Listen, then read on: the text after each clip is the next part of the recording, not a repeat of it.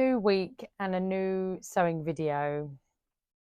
I was halfway through filming for a project, which I won't give anything away, but it was one of my autumn winter projects.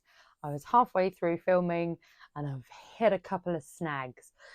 And I basically haven't got everything I need to carry on filming the rest of the project and being able to film and edit and have enough time to post the video. I'm currently trying to stick to a weekly schedule of posting videos, only to start, just to try and build up the channel, build up the getting into the algorithm and etc., and having more content for people to be able to view. Eventually that might sort of change. I might work on the schedule as we move forward, but for now I'm trying to be ambitious and stick to a weekly video.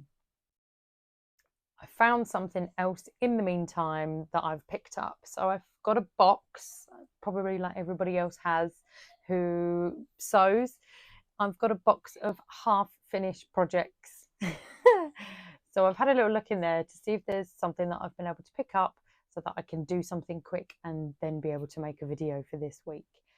And this is what I found. I don't know when I did this, but this is a cutout trouser sewing project. I wasn't actually sure exactly what one it is. Luckily, I was very, very smart whenever I did that, and I actually wrote on the paper patterns what it was for, which is great. And lo and behold, it's from my favourite sewing book, so I'm even more excited about trying to do it. It's a pattern for some Oxford bags, which are these. I love this version in the book. They look fantastic. I've never sewn a fly on trousers before. I've made trousers, but I've made lounge pants in stretch fabric, so it's really forgiving and really easy, basic to do. I've made a twirl of another pattern, but that was an elastic waistband, but it had some nice pleats and pocket details too. So I've done a couple of pairs of trousers before, but I've never done any quite as complicated as this. They've got pleats, they've got waistband, they've got a fly zip. That's what's going to be interesting. This is a cotton. What I've got here is, it's just cotton. It's quite a lightweight cotton as well. I think I had this in mind for making some trousers for summer. We've definitely missed that window. These are just going to be, I don't know why I picked this fabric at the time either. It's an interesting green. I think I ordered this as khaki, and I don't think it's quite khaki, this fabric. It's kind of, I'm not 100% keen on it, but I'm sure it's very 90s cargo pants green. I don't know what size I've picked. No idea what size they are. I'm guessing I would have picked a 16, hopefully. I didn't check any of the finished garment measurements, so I have no idea. I've just winged it, obviously. This was months ago. So far, I'm at the stage of fabrics cut out, interfacing is not. I've interfaced all the bits that we need to. They've come out great, which is really good. So all interfaced on all of it's the pocket facings, the waistband, and all the fly pieces seemed to be all the bits that needed interfacing. In the book, Oxford bags come with turn-ups on the bottom. I do not like turn-ups. I am not having trousers with turn-ups. It's not my thing. It's not my bag. So what I'm going to do, or what I did do originally, and I've made a note on it again because I don't know why I was so good when I put this together. I have put a note on there to say that I extended the length so that I can have them as just a straight fit trouser, which is much better. I love a wide leg trouser, which is why I've decided to make them. Also, what I'm going to do once the trousers are completely made, I'm going to add a black line seam down both trouser legs, and I think it will then make them be more of an autumn winter design because I'll be able to wear it with a black top.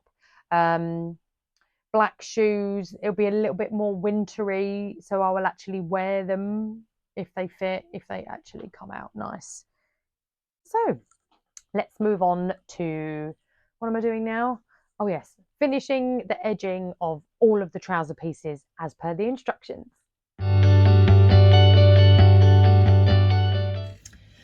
I am at my overlocker now, and as always with everything, I have a test piece of fabric here that I will trial out all of my settings with. So I'm going to go through, I generally try it, like a lot of you probably will realise, once you have the setting right on your overlocker, you try not to touch it. You leave it alone and you just deal with it how it is, and that's enough. I'm hoping that's going to be the case. However, this is quite a lightweight cotton. I'm not sure how then it's going to come out. I find the lighter weight fabrics on overlockers get snagged more easily, and can be really frustrating. But we'll see how we go, and fingers crossed, hopefully I don't have to do any adjustments and fiddling around, and I can just do straight away getting on with it. Here we go.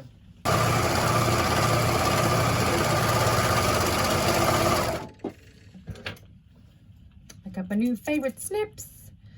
Oh, so good, love them. I've played around with my settings enough, and I'm happy with everything being on 4 dials for it all. So now it's just a case of going all the way around, apart from the waistband part, and just finishing all the edges.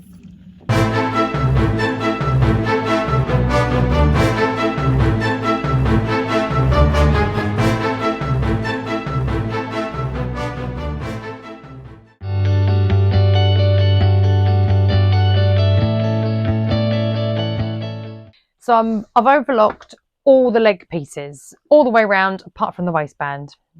I'm on to step 3, insert the fly zip. So pin the front trouser pieces right sides together along the crotch seam, stitch from the bottom of the crotch to the notch, and then I've pinned them so the notch is only up to here to then where the crotch is, and that's all I'm sewing. I'm literally just going to sew this part here. Now the seam allowances on this are stated as 1.5 centimeters seam allowance, so I need to make sure that my needle position and setting on my machine is going to be at the right part. And then it simply says, because it's going to be so simple, insert the fly zip, see page 130. Uh-oh, I'm scared about this bit.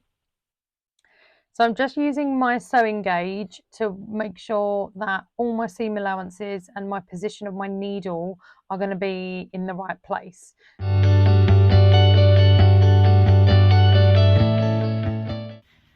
I'm at the fly phase and I'm not looking forward to this, but it might be easier than I think, so I need to stop stressing. So let's go through what we're going to do. Number 1, overlock the curved edge of the fly facing only. Done.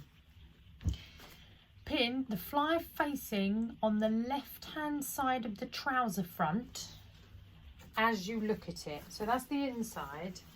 So I'm looking at it, and then the left hand side. So this is the left hand side. Right sides together, pin and sew from the waist to the zip notch. What's the zip notch?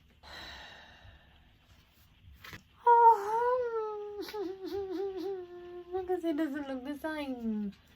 That's supposed to, I've put the interfacing on the wrong side, haven't I? Why am I doing this? Why do I make things? What's the point? Okay, new piece. So let me fill you in so far. I think we're kind of there. So I've just finished step 4 in the book, which was adding the fly guard on here. So this is how the zip is. The zip comes down all the way We have our fly guard in here. The facing's there nicely and it works. There's a gap here with stuff, but I'm assuming there's probably going to be a reason for that. It does look like there's like a hand sew part in here to just maybe close that up a little bit. But for now, it's not too bad. I've done it. I've done the fly. It wasn't as tricky as I thought. However, it's not as perfect as it should be. But let me show you. Here we go. Oh ho ho! Oh ho ho! And look.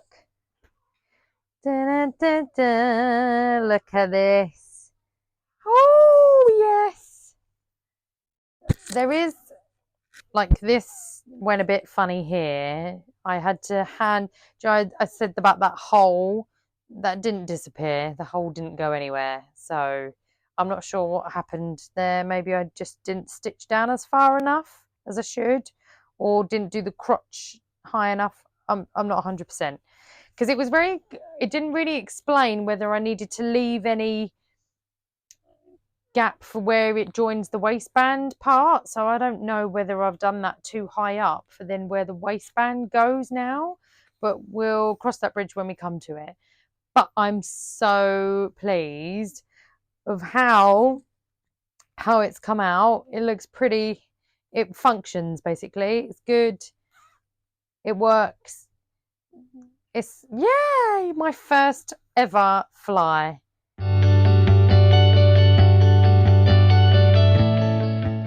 I'll catch you up to speed. So we have back panels. We have got 2 back darts in here, and then the back center seam is all sewn together. So that's my back pieces.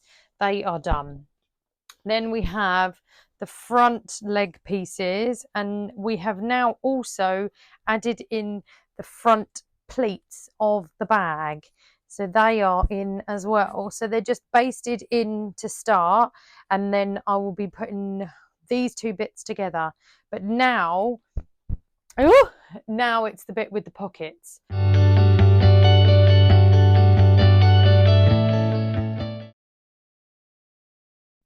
I need to talk about this pocket construction.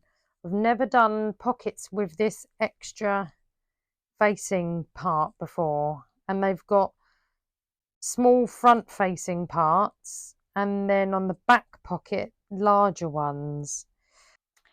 The pocket construction has worked. I can't even explain it really. It's just it actually worked on the pattern. And then the pocket, oh, it's a beaut, absolute beaut. I am super chuffed. They lay lovely and flat, like in the seams as well, which is great. Oh my god, I think I'm actually going to really like them. I have got one little bit that's going to be a bit of a boo-boo. But again, I think I've got loads of length on the legs, which is great because then I think I'm going to need to chop quite a bit off anyway. But this side matched up. I've not sewn this side yet, but this side matched up great. So obviously no issues there with cutting out and doing things. This side is quite a bit off. I'm not really sure what's happened there, but I've seemed to have either gained extra or ended up too short on one of the legs. But even with holding them up against me and seeing where the short bit comes, I'm going to have loads that I need to take off anyway. So it's going to be absolutely fine.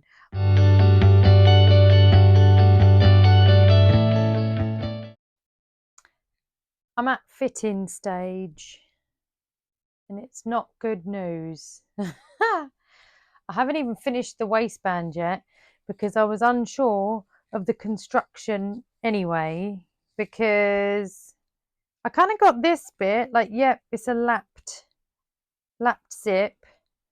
I've seen, so I'm obsessed with Gertie and her charm sewing patterns and Gertie sewing videos on YouTube before she went over to Patreon, and she's got some of her videos on YouTube. I was obsessed for a little while with watching them over and over and over again, and her methods and the way that she sews is so beautiful. So I'd kind of seen waistband construction on her videos a few times, so I felt like I knew what to aim for, but I had no, like, the sizing is so wrong. I'm not sure whether I'm going to be able to salvage it, to be honest, because I'd need to take in a lot, and then I feel like it would just make them then a really weird owl pin shape. So don't you just hate it when you spend pretty much most of a day making something, but I didn't check the sizing. I didn't check it before I started, after cutting it out months ago. So I'm not really sure what to do now. I've had enough for the day. I have sewn up to my eyeballs with this. I just don't know whether I can. The only choice I've got, because I can't, can I add another pleat in the front? Because I can't touch the sides because of the pocket construction. So the only option I really have is releasing the pleats and making the pleats more in the front. I could probably add a bigger dart in the back so that is better, but I'm going to have to sort that. The waistband needs some adjustment as well, which will actually do me a favor if I make it smaller. But realistically, I would want them to be here in terms of their fit, which means there is a huge amount that needs to be sorted out somewhere and disposed of. But yeah, it might mean I can move that to there better. I'm gonna have to come back to this because I need to rest my brain. Goodbye for now.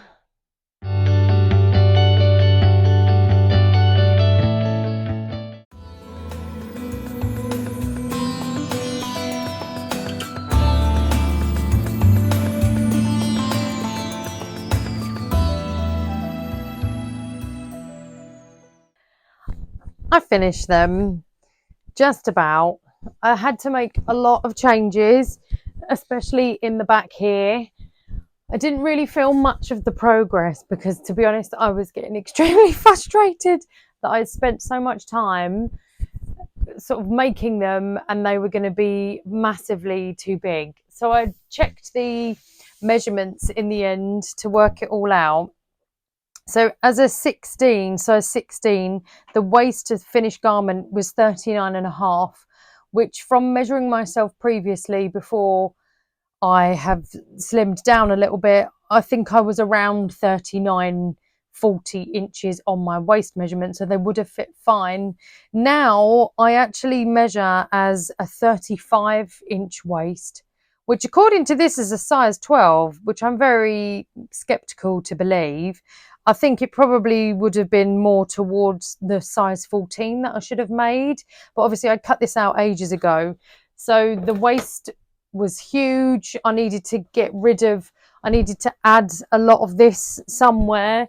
So I just went with, the only option was a gather method on the top of the back of the trousers, and then I just adjusted the waistband accordingly.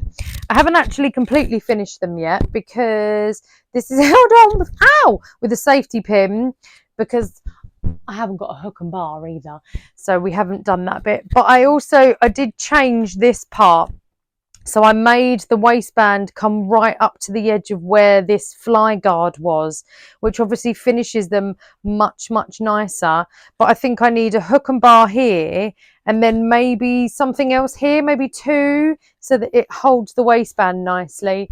But I actually still really sort of don't mind the fit at all as that. I think it's really, really nice. The lengths come out fine. I had to chop quite a lot off which was good because I just wanted them as a straight leg. And then I am going to add the black. I mean, the only thing is it kind of, I feel like they're more of like a Japanese trouser style now than an Oxford bag, which I'm not mad at, to be fair. Overall, I'm really impressed that I managed to do the fly. But yes, what should have been a little quick project as such has turned out to be a little bit more tricky, but I managed to fix it and get something in the end. So it's great. See you next time.